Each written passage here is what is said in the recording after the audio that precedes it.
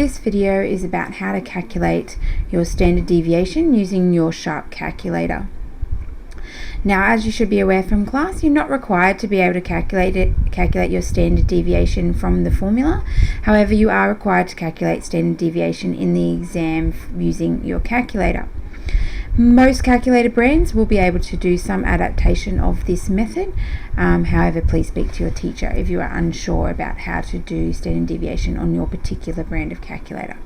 So if you do own a Sharp calculator, the first thing that you do is you select mode, and then you select statistics, which is 1, and then you select that you would like to do standard deviation, which is 0. Once you've done that, then you start entering your data set.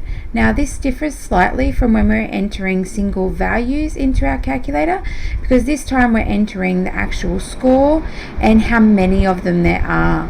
So the first number that you enter is your score value, which in this case is 0.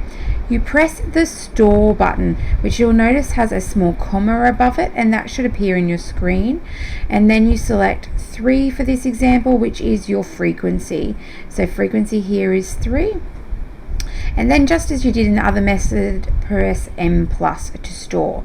Now you should see on your calculator, it should show you that you've stored one data item.